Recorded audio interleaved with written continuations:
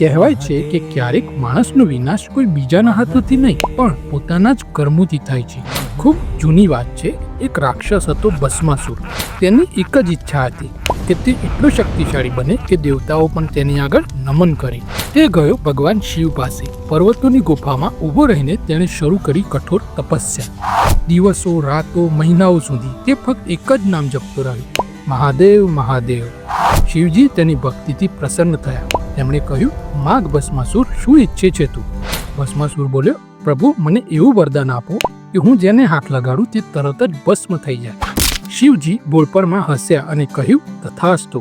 અને બસ એ જ ક્ષણથી તેના વિનાશની શરૂઆત થઈ ગઈ. ભસ્માસુરનો ચહેરો બદલાઈ ગયો. તે બોલ્યો, જો આ વરદાન સાચું છે મહાદેવ, તો સૌ પ્રથમ હું તમારા પર જ હાથ રાખીને જોઉં. શિવજી સમજી ગયા, રાક્ષસ પાગલ થઈ ગયો છે. તેઓ તરત કૈલાસથી ભાગી ગયા. દેવતાઓ ભયભીત થઈ ગયા.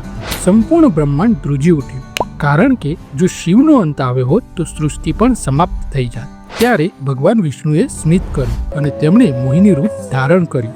એક એવી સુંદર સ્ત્રી જેને જોઈને ભસ્માસુરનું મન ડગમગી ગયું.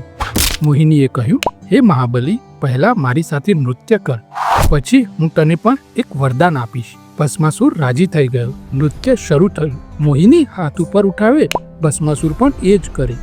મોહિનીએ માથા પર હાથ મૂક્યો, ભસ્માસુરે પણ એ જ કર્યું અને ક્ષણભરમાં તે પોતે જ ભસ્મ થઈ ગયો. એટલે કહેવાય છે કે વરદાન જો અહંકારથી મળે તો એ જ શાપ બની જાય. આજે પણ જ્યારે શિવ ભક્ત ભોળેનાથ કહે છે ત્યારે યાદ કરે છે આ કથા, જ્યાં ભગવાન શિવે શીખવ્યું છે શક્તિ પહેલા બુદ્ધિ હોવી જરૂરી છે. તો મિત્રો, તમને આ કથા સારી લાગી હોય તો વિડીયોને લાઈક કરજો, ચેનલને સબસ્ક્રાઈબ કરજો.